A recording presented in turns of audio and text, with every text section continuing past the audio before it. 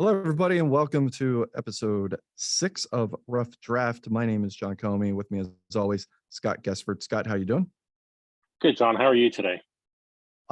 Today, I'm we're recording this right after my school day. Usually, it's I've had a chance to drive home and at least sort of wind down a little bit and recollect, collect thoughts and stuff like that. Um, so how I am is debatable, but getting better. Today, episode 6 is the episode that's brought to you with more spotty Wi-Fi, as we both have spotty Wi-Fi issues today. So you might hear garbled versions of us at some point. We'll see. Also going to make a concerted effort to stay to this timer that I said I would do last week. One thing I did neglect to do, and I'm going to do this, and I'm kind of curious how long this will take me, but just a snapshot of the league where it is right now, May 1st, 2023. So I'm going to time myself. Ready? Here we go. In American League East, Toronto 18-10. They're a half game up on Tampa, 4 up on Baltimore. In the Central, the Twins are 18-11, 2.5 up on Detroit, 4 up on Kansas City. In the AL West, the Angels are 20-9. They are 3 games up on the A's and 3.5 up on the Mariners. In the NL East, the Braves are 21-8, own the league's best record. They are 3 games clear of Philly and 5 clear of Miami. In the Central, the Cardinals are, or not, the Cardinals are 16-13. They are 3.5 up on the Brewers and 4 up on the Reds. And in the NL West, this seems to be a rotating thing. The Rockies are now in first place. They're 19-10. They are 2 games up on the Dodgers, 5 up on the Padres all of a sudden. So I did that in 48 seconds, which is awesome. So today, yeah, I'm going to be timing everything today because now I'm locked in on this. Let's get to some drafting, shall we? I had the first pick, and I'm immediately going to toss it to you for this because you have some information. But my first pick is that the Cubs officially kick off the 2023 trade season. You could say that the Rays and Royals did a couple weeks ago, but forget that. Ryan Copeland heading to Kansas City for a bunch of prospects, led by the second rated prospect in the league, Brock Bowers. They also traded a reliever to Arizona for also 5 prospects. So let's start like normally. We were talking about this, about having a specific trade only episode or podcast later in the week because we are whatever. This is minutia stuff. Today, trades are building the headlines. How do you think the Cubs and Royals did on the Copeland deal, Scott? On the Copeland deal right now, Kansas City wins the trade for the immediate future. But in the long term, I think the Cubs did a great job on getting what they did. Anytime you can get a catcher, you have to kind of go for that. That's important to do. So I think the Cubs win it in the long run with all the prospects, especially if 1 or 2 of them hit like they're supposed to. Yeah, I mean, it's such a hard, like, Copeland's such a weird case because of his age, because he's in a walk year, and because presumably there's going to be competition for him in the offseason. So the 3 main contenders for Copeland were the Royals, who eventually got him, and also the Tigers and the Rays. And all 3 have various stages of contendedness. You can make the argument that the Royals are best ready to contend or least ready to contend, depending on how you feel about the development of some of their players. Was Kansas City is Kansas City the best destination for Copeland? And 2, I know you have some knowledge of other potential packages. Do you think that Chicago got all they can for Copeland? I think they got the best deal they probably could. at this time, if they waited a little bit longer on Copeland and he had a few more good starts and, some of the things panned out, I've heard that Toronto was also in a little bit, and the Angels were not looking for any kind of retention because they have money. So I'd be interested to see. I don't know what their package that they offered was, but I'm assuming it's going to be lower than what Kansas City offered because of the financial situations. And Arizona, surprisingly enough, had tested the waters with Copeland. I would have been really curious to see what Toronto could have sent, because what what could they possibly offer like to match, to even come close to matching a deal for Copeland? I don't Like, know. Hershiser's got to be in it, but No, they after traded that, Hershiser. Didn't they trade Hershiser last year or the earlier on? oh, I maybe don't they think did. they don't have Hershiser anymore. Yeah, so Austin it would have to Austin be Austin Hendrick is their best prospect according to OSA right now. Yeah, it would have to be Hendrick, Spence, Westberg plus, and that's, I mean, I'm not a fan of that. In the end, Copeland probably goes to the best spot. The other deal, we have 40 seconds to talk about it. I felt like they fleeced Arizona. I'm in full agreement. I think that's a one-sided trade, especially in the future. Yeah, I like the prospects that Chicago got in that deal, generally more than I like the prospects they got in the Copeland deal. I really like Travis Banks. I really like Carson Beck. Just they got a lot of pitchers. In fact, they got all pitchers. They got 5 pitchers for a 30-year-old reliever who is fine, but not great. He actually doesn't have a track record of being really good. So I felt like and that's not going to, did a really job. and where Arizona is right now, that's not going to help turn them around either at this No. point. No. All right. What's your first pick? Which brings up my first pick, and that is the injuries for Arizona are mounting with Ohtani still on the DL for another 2 to 3 months. Jeremy Scott's now on the DL for 2 weeks, and Juan Moran is also out for a couple of weeks. I mean, my question is this: is Arizona too far back with all these injuries to even get into a wild card race later on in the season? No, not by any stretch. I mean, look, they're 5 games out of the last wild card spot. They're only 8 games out in the West. And if we're learning anything about the West right now, it's that it looks like it's, rotating chairs in the West. So like I'm not in any stretch worried, like, I don't see it being an issue for Arizona, especially with Scott and Moran only being out for 2 weeks. Now the guys who are taking their places, so Nico Horner sliding in. He's been starting all year anyway. That's not a big issue. He's hitting 302, 389, and something else. I can't actually see the all of the stats because my window doesn't. My window wants me to. Oh, there we go. My window wants me to do some ridiculous. There we go.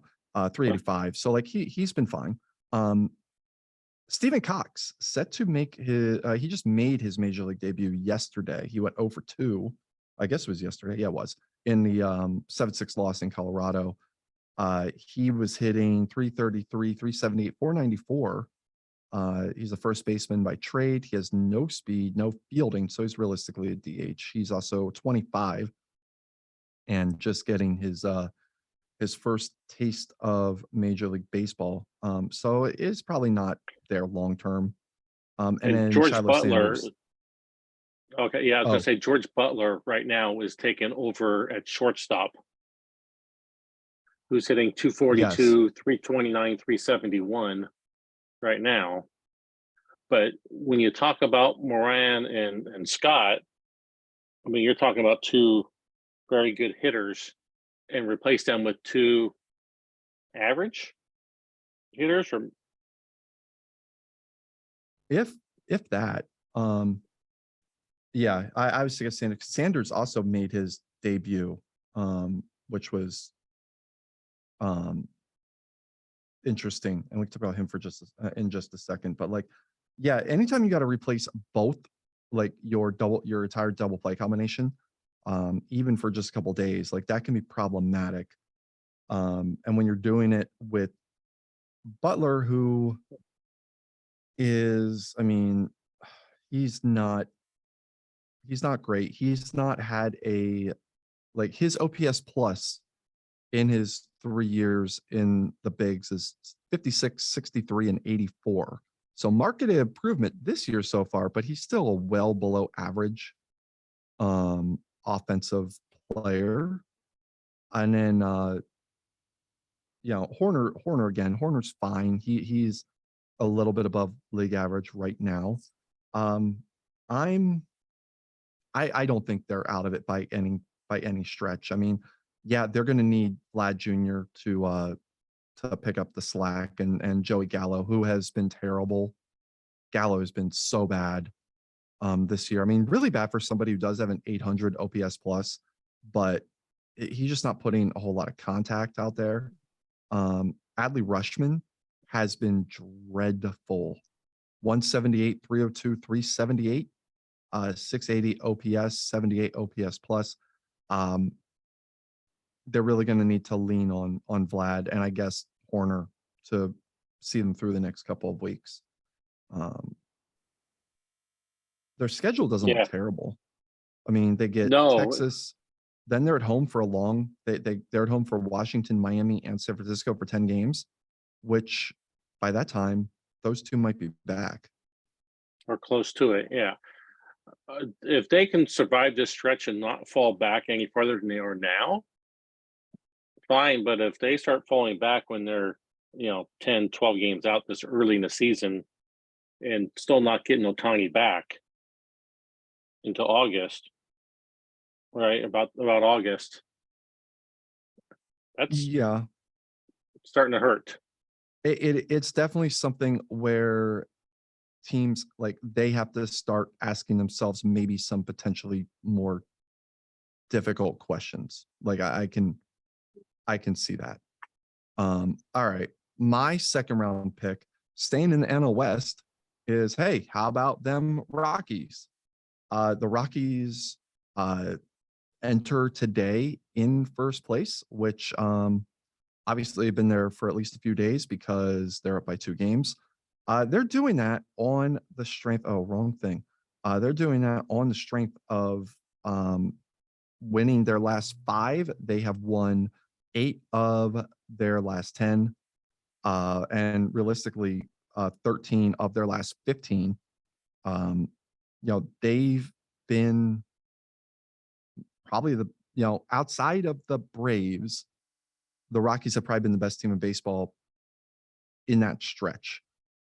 They're second in virtually every offensive category.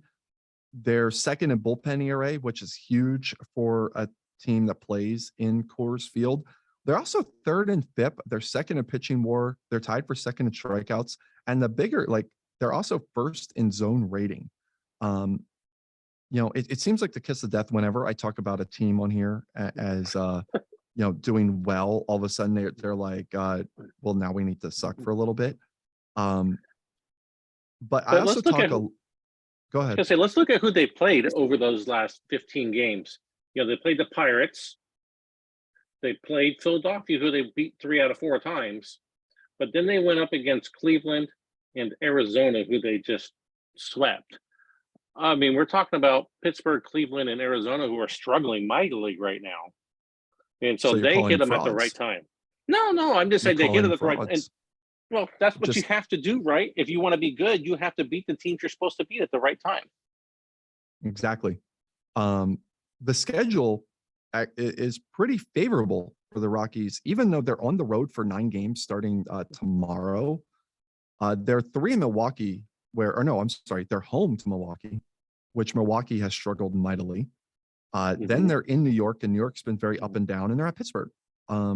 This is like I stress the teams on this podcast about teams who build to their stadium, and the Rockies have absolutely built to their stadium. If you look at their pitching staff, 1, 2, 3, 4, 5, 6 pitchers are considered ground ball pitchers. Another 4 pitchers on their staff are considered to be extreme ground ball pitchers. This was something I had looked up, and I need to bring it back. I just need to see, because I don't remember off the top of my head. How many pitchers in the majors do you think are extreme ground ball pitchers?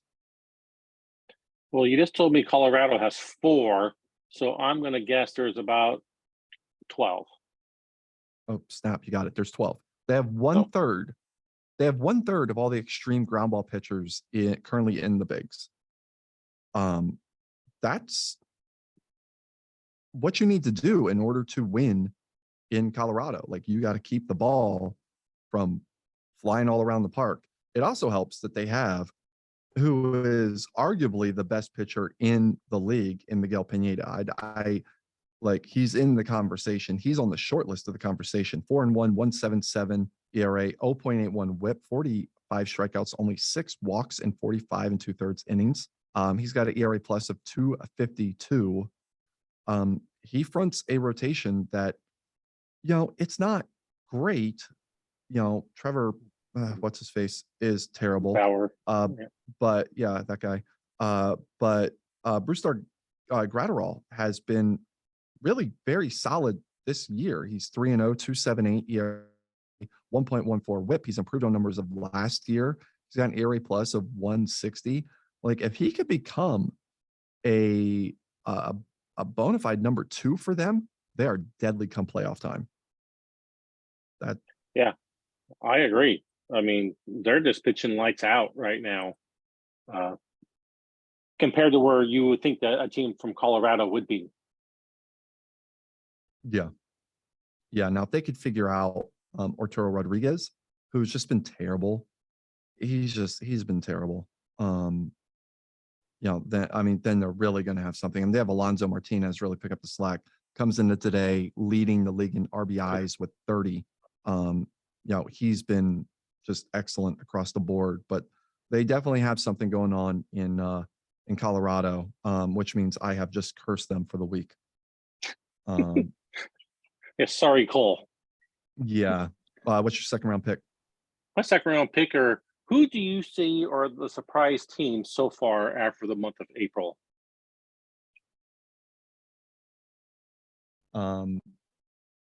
You asking me? Yeah, I'm asking you. Who do you think? Oh. Are the surprise teams? Well, I mean, obviously Oakland is one. If we're going just off record, I mean, it's Oakland, it's Miami, and that's it. Everybody else is kind of who I thought they would be. No. Well, you got to include Tampa in that, right? 18-11. You didn't expect to go 18-11.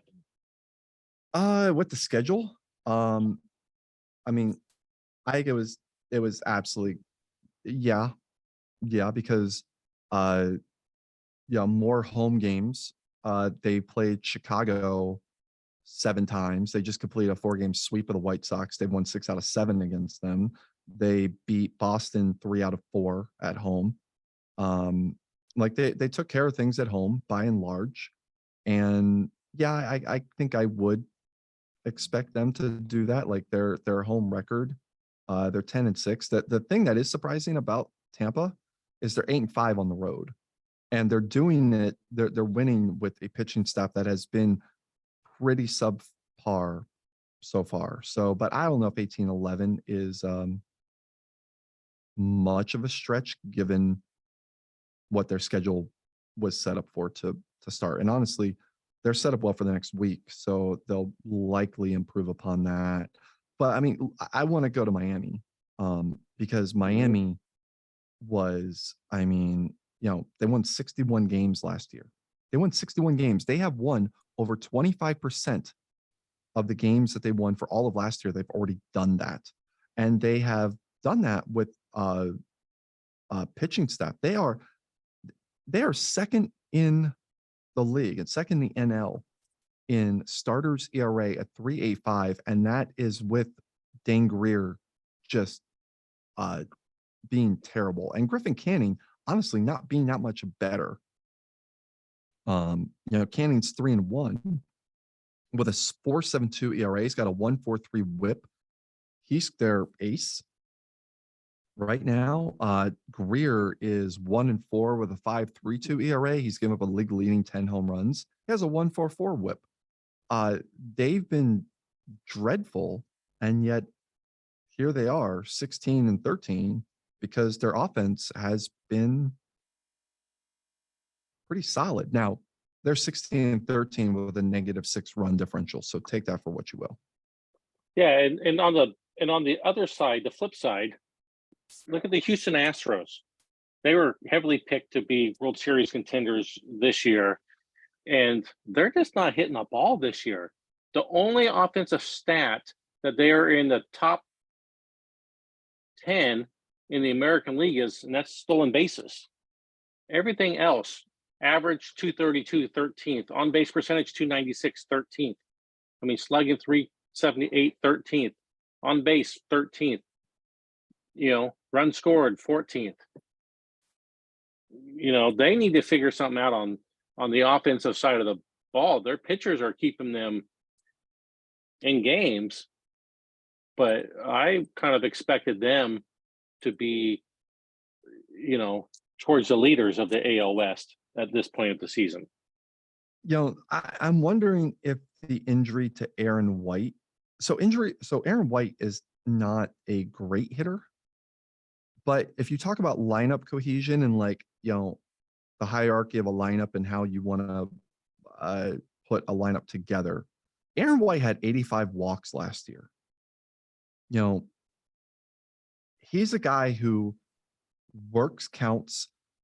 He gets on base, on base of 360, which is actually down from 373. He was only hitting 161, 257, 161 so far this year in 9 games. But finding his spot in the lineup, I don't know where Alex Bregman typically hits. I don't think it was second. I don't know. But having somebody like that go down can impact the entire rest of a lineup. And it might be that that's what has happened here, where if you're getting inconsistent production from guys who've typically gone on base and set the table for run producers, your offense is going to be wildly inconsistent. Yeah, when you got a guy like Bregman in your 2-hole batting 183, 327, that doesn't do you any favors. No, trying to get runners on ahead of your power guys. No, when you have your guys at the bottom of the lineup. Now, granted, they have Aaron Dondo hitting 9th, which at least it appears that way, which is bizarre to me. I mean, he's seeing 324. If that's a way to turn your lineup over and give the bottom of your lineup some production, okay. But there's a lot of current gaps in there that do need to be fixed. My 3rd round pick, and actually because I know mine's not going to take very long. Were there any other surprise teams that you wanted to discuss? I looked at it positively, but are there other surprises? Well, the Giants, I mean, they had a great first half of April and then kind of fell back to earth here at the end. So, but they were definitely a positive, good Cinderella story to start. And, Miami was my big one, and you talked about them quite a bit. So they were my team And then Houston struggles were the two I was really thinking more about when I brought that up. Yeah, I mean, and the Yankees' first half of April again needs to be considered. Like they had a really good first half of April. The Yes, they Giants are did. only going to go as far as their bats take them, and their bats are young and inconsistent right now. So, um, okay, I came across something as there we go. I came across something that was very bizarre to me. So last week, um, when was this? I got to pull this up. Where is he? There he is. Jeffrey Starks. Um, on oh, he's actually done. Oh, yeah, okay. On the 27th, whatever day that was last week, I don't know. On Thursday of last week, Jeffrey Starks went 1 for 1 in Tampa's 8-1 win over the White Sox. That is notable because he's a pitcher. He is a if you really want to consider him a two-way, like he is listed among the batters. He does not have any discernible fielding, but he's reasonable with a bat, as evidenced by him getting an at bat this year. I mean, pitching wise, he's actually been really solid. He's been in 5 games. He started 1. He is 1-0 with a save, 3.31 ERA, 0.80 WHIP, a BABIP of 220, ERA plus 124. He's been really good. He's a rookie this year. But there's somebody else I want to talk about, and it is Jan Bosquet, if I'm pronouncing that correctly. So Jan, Jan is a Texas Rangers reliever. So far, he has gotten into 1 game. He got shelled in that game. He pitched 1 1/3, gave up 3 hits and a walk, gave up an earned run. So his ERA is a 6.75. Here's what's interesting about Skay. He's currently hitting 341 in 92 plate appearances this year. He's hitting 341, 413, 500. Dude has a 913 OPS and a 154 OPS plus. He's another guy who does not have any discernible position outside of pitcher. He actually looks like he's decent. He does not throw hard. But yet he has played 3 games at first base, and he's pitched 1 game. He's been the DH for the others. What do you make of this two-way awesome madness? Like, we have not had this in the league before, and now we've got 2 guys who are at least capable of it. I mean, yes, Shohei, this is a different category than Shohei. But Right, and what do you make of this? I didn't know who either one of these 2 people were until I saw earlier this morning that you put these 2 on the list. So I've been looking them up a little bit, and Busquets, I mean, he looks like he could be a two-way player.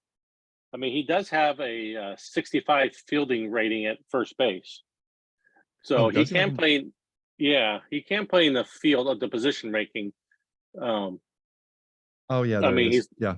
it's not going to be like a great hitter. He'd be like slightly above average maybe, but his pitching looks really good. I mean, he could be a two-way player, and then you don't really lose a hitter when you put him in the, bring him in the pitch. Yeah.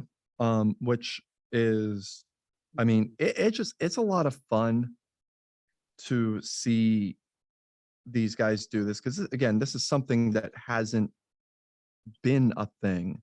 And so I just looked up other guys who are, have the capability of doing this. Tampa's got another guy, Dominic Clemente, who probably not much of a pitcher in the league, but like, Aaron Oberfell with the Mets might be somebody who does this. He's actually doing this in AAA right now. He does have pitching experience while hitting. Like, he has actually hit really well, but he's also 26. So that might not be a thing. But who knows? Sixto Granados has not been going to way so far, but there are guys in the minors who do. Oh, duh. I hate when that happens. There are guys Yeah, in the minors who do have some hitting chops who could become a two-way guy. And that's just fun. That's just fun to me. So I wanted it, to bring that up. yeah, it'll be interesting to see what the difference is in OOTP out of the park in version 24 compared to 22, because it really wasn't a thing when they thought this one up. Just a couple, Yes. you know, Yes. No, see the this is where see the yeah. yeah, this is where I stream fourth wall at you. Um, but yes.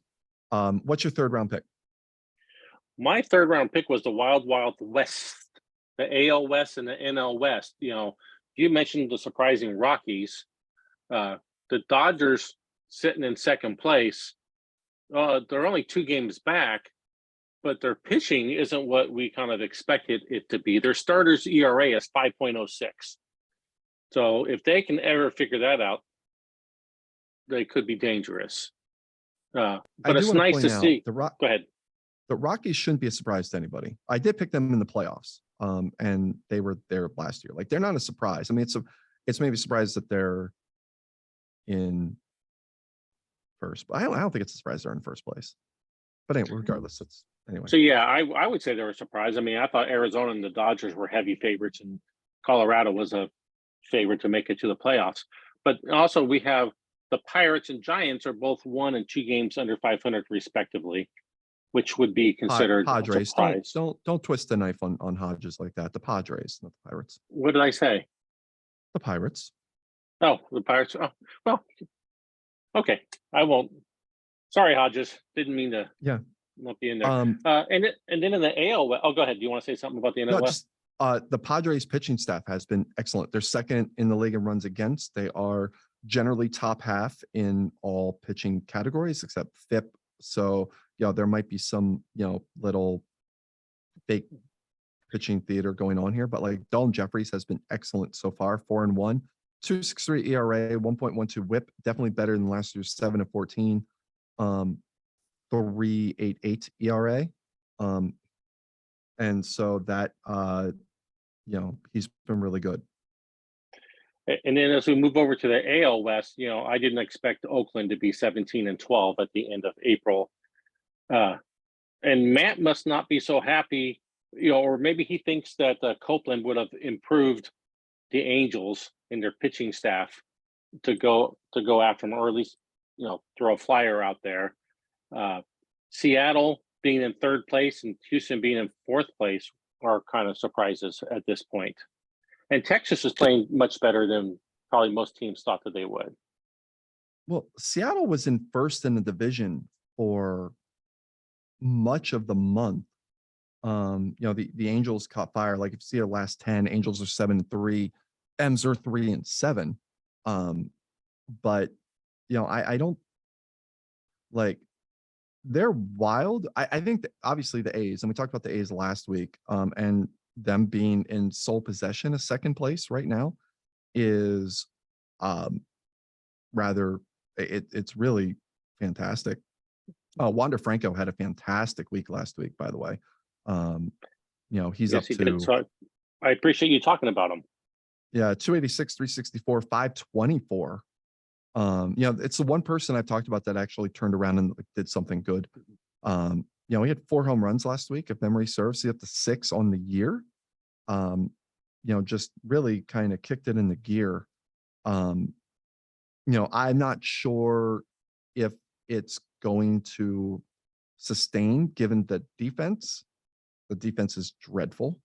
And the starting pitchers are inconsistent. So like if you become an all or nothing team, you're going to lose to the teams that have excellent pitching.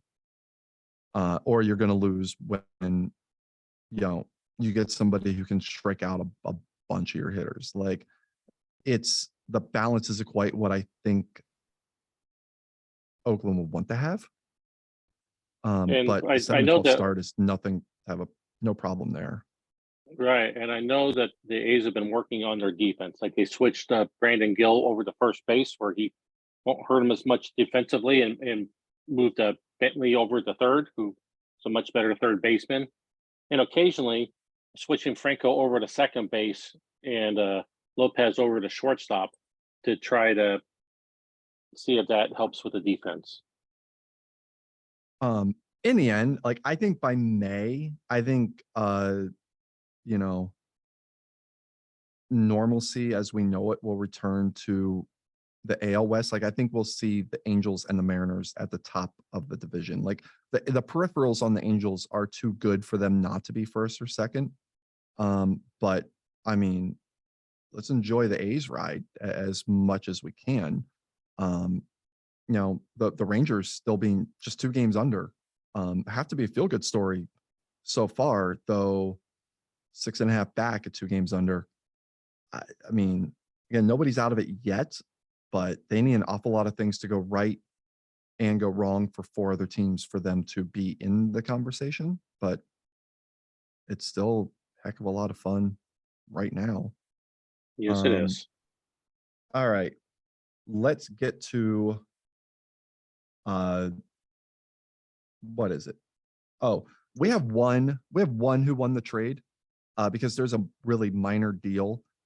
It was a minor league deal, and typically I'm not sure that talking minor over minor deals is as a thing. At least maybe we'll do it on the other pod, but um I put it up there anyway, and I find this one kind of interesting.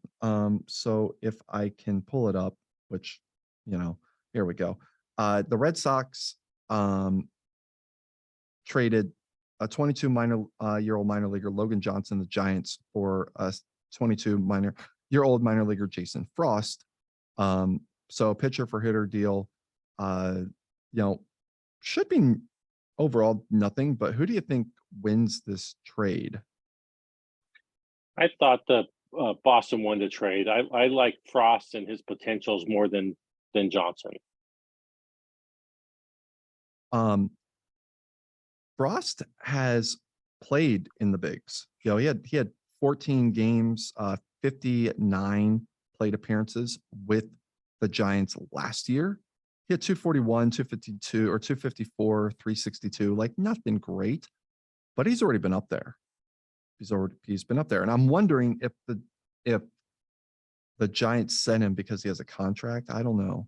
But Johnson, on my end, what I see from scouts is he doesn't look like somebody who's going to get there. Like the movement, the stuff is just too straight.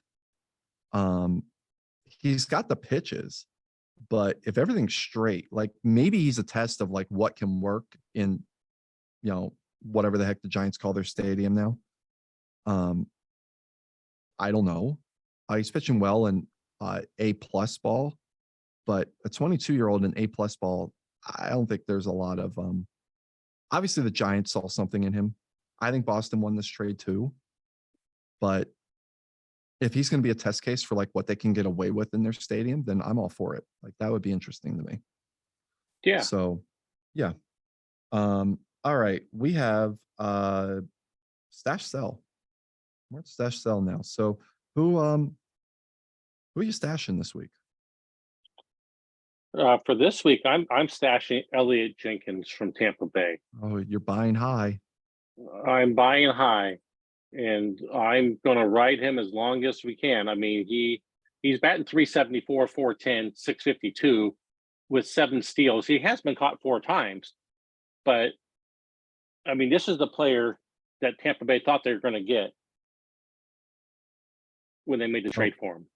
yeah, absolutely. I mean, he's going to get caught stealing. He stole 37 bases a year ago in 49 attempts. He stole 44 2 years ago in 54 attempts. Um, you know, I think the surprising thing so far has been the power. I'm not sure it's sustaining, but I do find it interesting. Tampa hitters, especially over the past year, new hitters to Tampa have stunk it up. They've been terrible. Jenkins has been different.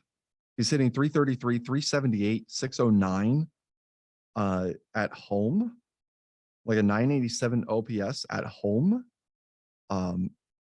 That's ridiculous. Now he is hitting 435, 458, 717 on the road. But again, like he is somebody who hit 5 triples last year. He hit 14 homers, but already at 6 homers this year. That's I'm not sure anybody saw that coming. He's their leadoff hitter no matter what. I am stashing Mark Baker, which you could say, well, why would you do that? Because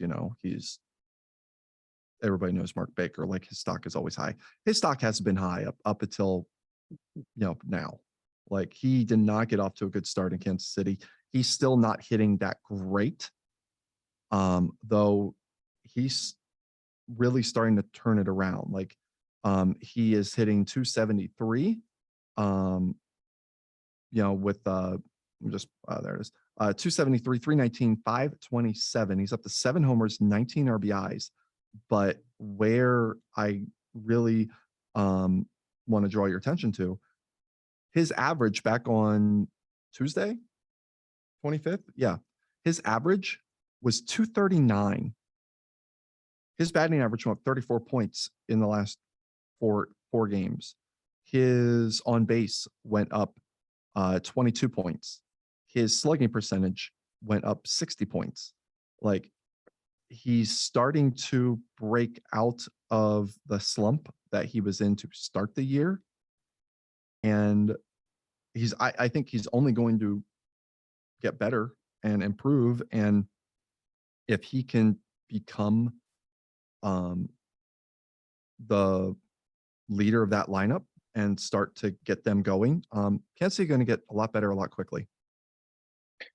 And if Clemens ever started protecting him better, he'd see more pitches, that he could hit.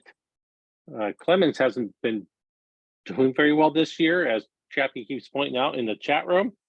But if he can turn it around and start becoming, what he was last year, that will just improve Mark Baker even more. Yeah, I would probably, like, if I were in Kansas City, I mean, you also need Gustavo Lopez to start hitting. I wonder about flipping Clemens and Baker and having Baker be the one who protects Clemens. Because if you don't want to face Baker, well, Clemens could start seeing more fastballs. Right. And maybe that gets him going. But I also see like wanting to have Baker not be fourth. And so like, I mean, there's arguments to be had across the board there. But maybe as like a trial, but maybe also like Baker hitting second would also be pretty good. But then Lopez is made for the top of the lineup. Like there's just a lot of different parts. And I know Chappie, like the GM, does not get in the way of what the coaching staff does. But like I feel like that lineup isn't optimized. But he's my stash because I think he's ready to go on a tear in May. Who are you selling? Who am I selling? You and I were going to talk about selling the same person, so I went with somebody different. My selling player is Sawyer Cleveland from Boston. He has all the talent to be much better than he is. He's only batting 204, 269, 361 with an OPS plus of 71 at this point. And his 2022 wasn't any better. His 2021 in the minor leagues in AAA, he was batting 199, 297. He had a good call up in 106 plate appearances, but since then, he hasn't done anything. I don't know if he's just become who he is. He's been worse so far this year. Like his OPS went from 814 last year to 630 this year. Like you could live with a low average if your slugging percentage is 500. If you're hitting 204, 269, 364, with 36 strikeouts and only 9 walks, that's a problem. And, we've talked about challenge trades on here. I'm wondering if there is some point at which Cleveland becomes a challenge trade for somebody. Don't know who, but yeah. Um, I'm selling Jed McKinley. McKinley has, I mean, I'm not going to say, well, am I going to say? McKinley hasn't been god awful in Seattle. Like he's 236, 292, 404, 96 OPS plus. He is positive on the WAR side, but um, there are signs that could lead one to believe that this is not going where he wants it to go and where the Mariners want to go. So, I pulled up, the thing about what's his face, Mark Baker. McKinley's batting average back on the 25th, same day as Baker, 260. His batting average has dropped 24 points. But if we go back to the 16th, or no, the 14th, he was a 224.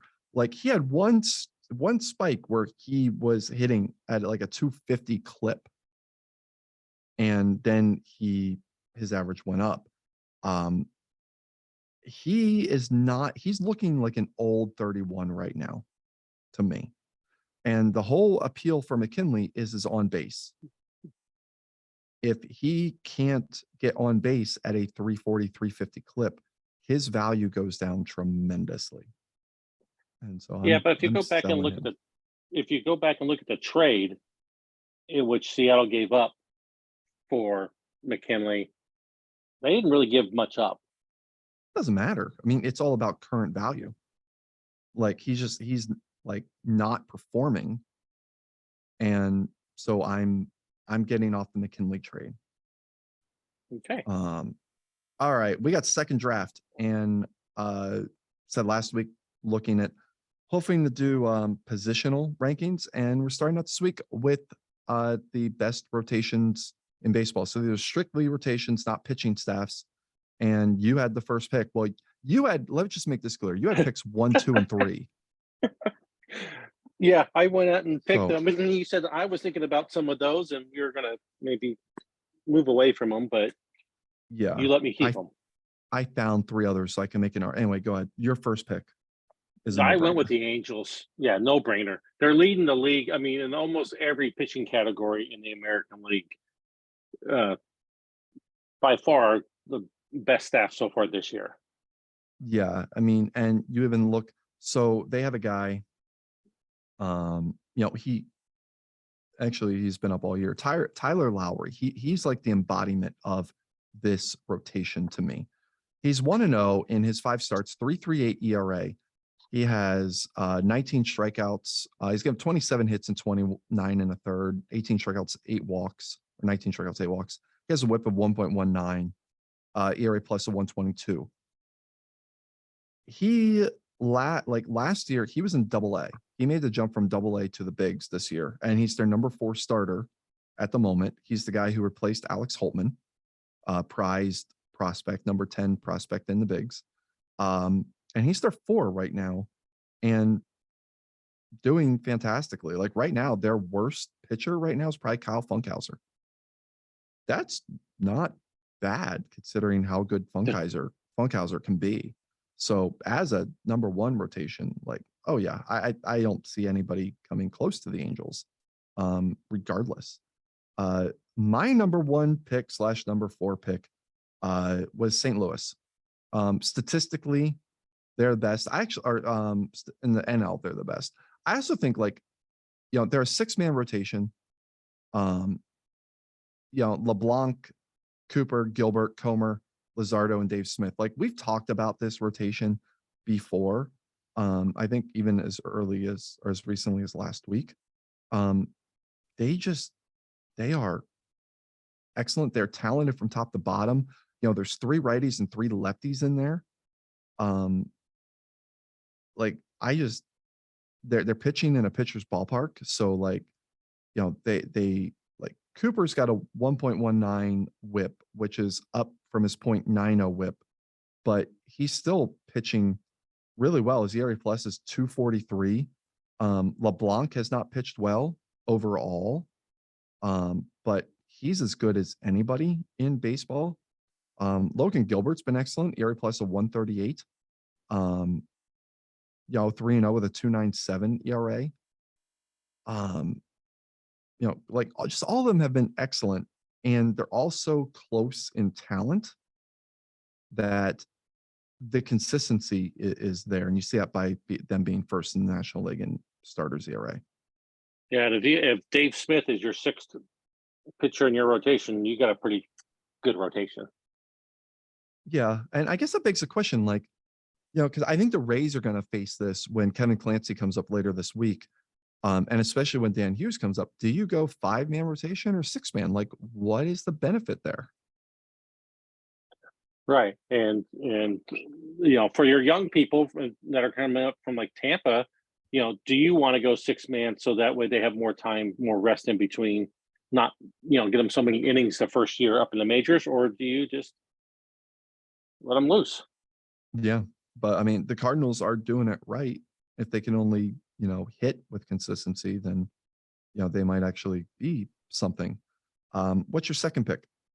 My second pick was the Minnesota Twins. Their pitching staff, their starters ERA is 3.67, which only trails the Angels. And they have been pitching pretty solid outside of, Paul Hale has struggled this year. But even Bauer at 4.80 ERA is doing the job in the 3-hole. They're pitching like they want to win some ball games. It really helps when they are getting a renaissance year from Kavaya Simpson or Samson. I always say Samson. Kavaya Samson. Samson is 1-1. He's had some hard luck starts in terms of wins and losses. He is currently with a 2.23 ERA, but a 1.05 whip, which is the best of his career. Obviously, it's unlikely he'll end up at 1.05, but his next best is 1.13 back in 2017 when he went 15-8 with a 3.62 ERA. He's only given up 1 home run so far, which is very interesting. Considering he used to give a lot of home runs, and the last year was in the bullpen. He actually still give up 12 in 127 innings. His ERA plus so far is 188. When you're pulling that out of the number 4 slot in the rotation, that's pretty fantastic. And Nathan Kirby, that's who I was just going to mention. Yeah, go ahead. I was going to say, last year he had a 5.58 ERA, 8-13 record with a 77 ERA plus, and this year he's 5-5 with he's 2-2 with a 2.97 ERA and an ERA plus of 141. Yeah, that's a nice turnaround. That you need that. Yeah, he's been excellent, and I think the 2 home runs allowed in 30 innings pitched is the main reason why he's been keeping the ball in the park. Yeah. And also his walks are down considerably. He walked 64 last year. He's on pace for 45 this year. So yeah, he's been excellent. I went with another 6-man rotation with my second pick. And actually I probably would have if I think I would have taken this over your number 3 team anyway, which is why I would obviously fine keeping it. But Cincinnati. Now, Cincinnati, they're 4th in starters ERA in the National League. But this is another situation of guys who, I'm going more on talent here than I am necessarily on production now. Jordan Lyles is he's been really good, although he's only got a 109 ERA plus. He's got a 1.17 whip. I feel like that's somebody where as they start winning more, he's going to be more and more noticed. Nate Pearson has been unbelievable, 2-0 with a 2.33 ERA. his whip has gone from 1.11 to 0.81 this year. His ERA plus went from 119 last year, good year, to 179 so far this year. He's been phenomenal. And then William Walker also, another guy who was good last year, but has been unbelievable this year. 2-1 with a 169, 1.09 whip, 247 ERA plus so far this year. What are your thoughts about the Reds? Well, I'm kind of biased towards the Reds since I helped build part of this rotation and stuff when I was a GM over there. They're coming into their own now, and they have lots of talent over there. I think the person in that rotation to keep your eye on is their number 6 starting pitcher, which is Stan Lee. I think he has something that he can be special. When I traded for him for over there, my plan was to put him as the closer because he can throw heat. But I like him in the rotation. Stretch his arm out, see if he can handle it, and move forward. See, that's the guy I look at. You know, he's looked at as having plus stamina as it is. But he's in his 3 games. He hasn't started any yet. He's only pitched 2 1/3, but struck out 3, gave up 1 hit. I think he could be special, and he will also bring out the special in everyone around him because that's what Stanley does. Who's your 3rd pick? My 3rd pick is the Miami Marlins. Their starters ERA are 2nd best in the National League. Their bullpen, okay, let's not talk about the bullpen. The bullpen's not been very good, but their rotation is a traditional 5-man rotation, and none of them look like they're that great with their statistics, but they're doing the job. Griffin Canning, he's struggled this year. Dan Guerrero, we've talked about him and his struggles, but Richard White is doing the job. Alex Watts and George Fernandez. Their back half of their rotation is doing what they need to do. Yeah, Watts has been far and away the best pitcher in the rotation so far. He's 1-1, 3.45 ERA, 21 hits in 20 2/3, 22 strikeouts, 10 walks, 1.08 WHIP. He has an ERA plus of 116. So this is why I was comfortable keeping the Reds over the Marlins, because I feel like I would push back. There are probably a few teams I would take over the Marlins. They're talented, but I think they have room for growth is really where I'm at here. Greer is just coming into the starter's role. He has struggled mightily, but I mean, the talent's there. Jorge Fernandez is good. He's 27. He doesn't throw hard. He just keeps the ball in the park. So I don't know who I would have over. I mean, okay, I do know I'd have the Dodgers over the Marlins. Well, I took the Marlins because number 1, we didn't expect Miami to be nearly this good, and the pitching staff is part of that reason. And number 2, right now, the Dodgers are struggling with their rotation. Yeah, I mean, it was more of a talent pick. I mean, you have to expect that Holton actually has gotten better. Actually, he's gone back to where he is. Like if you look at the baseball card numbers, it was 2-2 with a 3.67 ERA. Yeah, okay, not great. He's got a 0.99 WHIP. He's righted the ship, and so like I'm not really worried about him. Tyler Glasnow's been great. Glasnow's been excellent so far. Well, and Evaldi has stunk up the joint so far. Yeah, I mean that's the one is talent wise, the Dodgers are as good as anybody, and would ordinarily be probably like the number 2 pick out of this, but Evaldi and Steve White hasn't been terribly great so far. But he hasn't been terrible either. No, but I mean, if ERA plus is like a reliable stat, like he's been below average. He's at a 90 ERA plus. Um, and it's somebody whose BABIP is actually better than last year. Like teams are only hitting 275 against him. Um, and Joe Musgrove is somebody that I would expect them to probably look at replacing. Although his whip is 1.23. It's not not terrible, but he's a replaceable part. So like if somebody were to come available that they could land, I mean that could be a thing. But again, they've been good, not great. But it also speaks to the lack of consistent pitching around the league. Like we highlighted earlier in the year where the ERAs were just completely out of whack, and they've stabilized here and there, but it's not. It's still been very much. Honest God, I don't know if this league's been a hitters league or a pitchers league, because it's not like the hitters are exactly lighting up either. No. Like it's like the most random of random so far, if that makes sense. It does. You either see very, very low scoring games or you see super high scoring games. There's not those, 4-3 type of games very much anymore. It seems like it's, 12-10 or 2-1.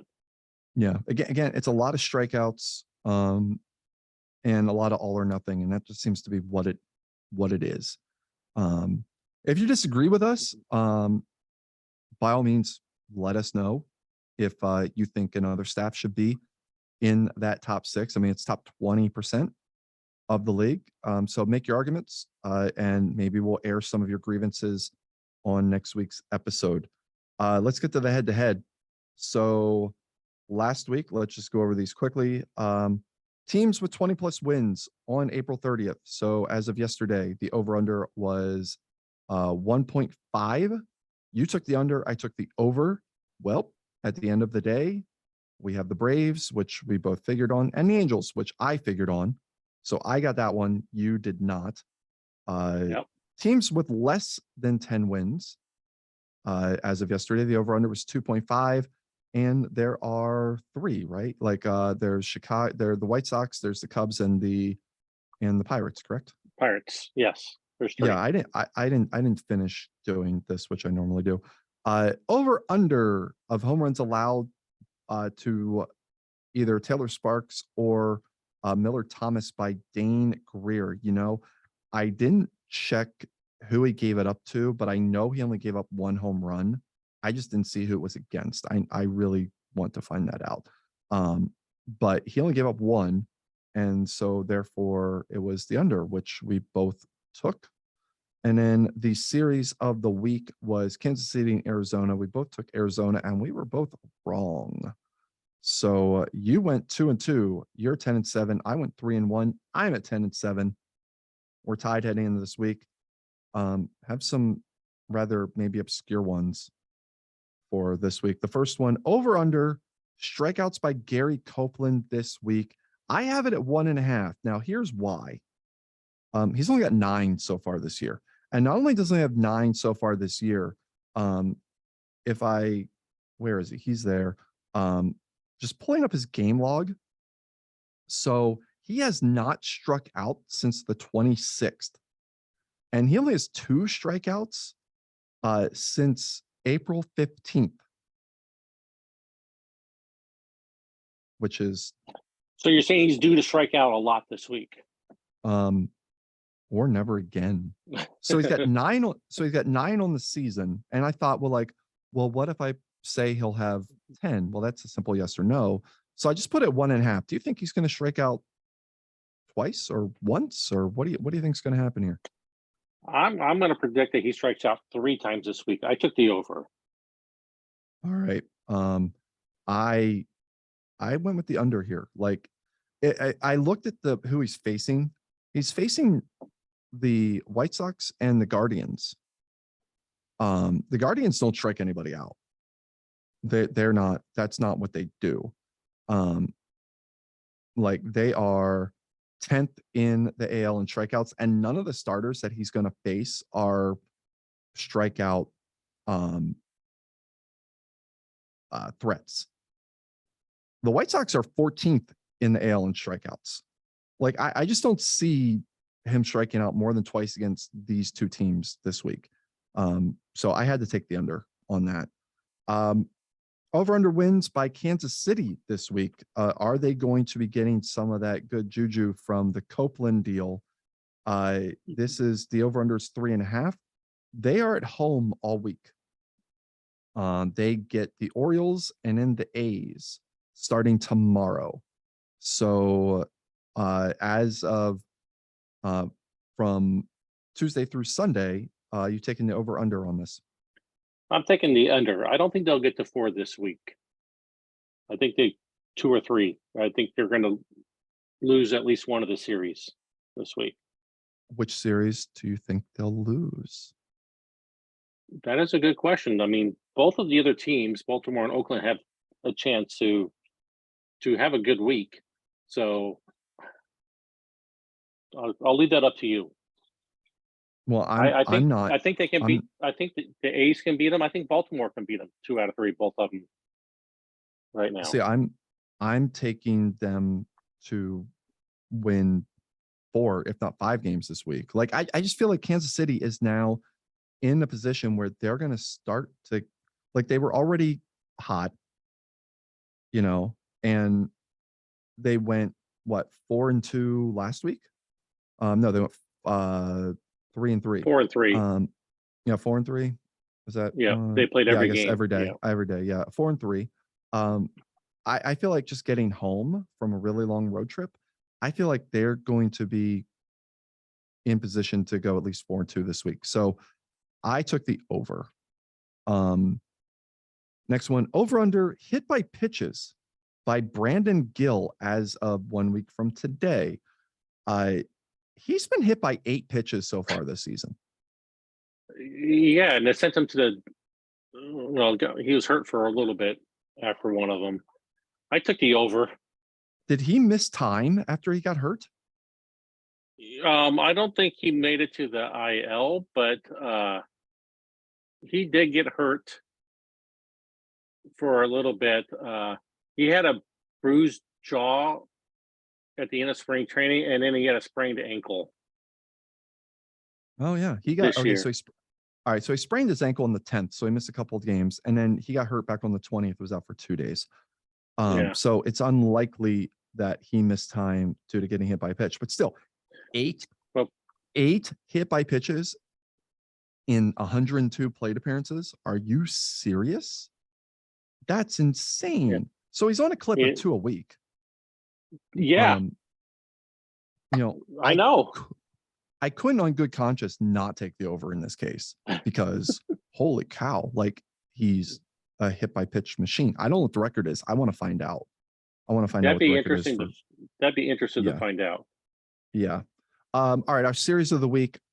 This one was hard because a lot of the really good series this week involves teams that we've used in this segment already, or teams that we've talked about heavily. So we went Braves Marlins, which is Tuesday through Thursday. They're the off day. They have an off day today, and then they will face off tomorrow. If the matchups look like Jacob Heatherly against Grant Canning on Tuesday. Wednesday be Walker Buehler, Dan Greer, and then Thursday Brady Aiken and Richard White. What do you like about the series? Like you're the one who suggested it, and who are you going to take? Well, I suggested it because both teams are pretty hot right now. The Marlins are playing over their head, and the Braves are playing great. I took the Marlins. I said let their good mojo continue on for another week. And plus, they're at home. That doesn't hurt. Okay. Yeah, I mean, typically when it's 2 evenly matched teams, like you go with home. This is one. The Marlins are hitting well. I mean, comparatively, they're 4th in the NL in batting WAR. They're 5th in average. They're 1st in base running, which is a big one. And they're 12-4 at home. I'm throwing that all out the window. I think. Is that what I did? Yeah, I'm taking the Yeah. Braves because the Braves are the hottest team in the league. They have, you know, like I really could have made a case for taking the Braves rotation here. Mhm. But they have the you know they have the best bullpen probably in baseball. Like I really could have made an argument for the Braves needing to be part of that draft, but you know, And they are 10-5 on the road this year. yeah, and just the way that they're hitting, um, the power that they're bringing, um, I I just I cannot pick against the Braves in this series just because they're so hot right now, um, that I I couldn't pick against them. So, Well, in the Braves' last 13 games, they scored less than 4 runs once. and that's the thing is where the Marlins pitching staff has been inconsistent, like their starters have been inconsistent. That's where, I mean, the Braves faced the Fish in Atlanta last week. Um, the Braves won 3 of the 4 by scores of 20-8, 6-3, and 4-0. The Marlins did win one 10-1, but it's I the Braves are a better team. It's simple as that. They're a better team. By the way, I found it. Dane Greer's home run was given up to Taylor Sparks. So it was almost there. Almost there. Halfway Um, there. yeah. All right. It'll be interesting to see just how long this episode is. I'll be curious. Do you have any guesses? Almost an hour and a half. Again? No. We started It's late. almost 1 o'clock. We started at like 11:40. Well, I guess we'll find out. So do you have any final words for today? No, I think we're good. We went long enough, and I'm looking forward to seeing these head-to-heads and see how we did again next week. Yeah, I mean, and also there are a lot of really good matchups. I mean, just because we took Braves Marlins, like there are some really good matchups this week to be checking out. And it'd be nice for other people in the league to kind of maybe give us some suggestions on these over-unders in the series of the week for us to choose Yeah, from. that would be lovely. That would be lovely. All right. We're going to put a pin on this one.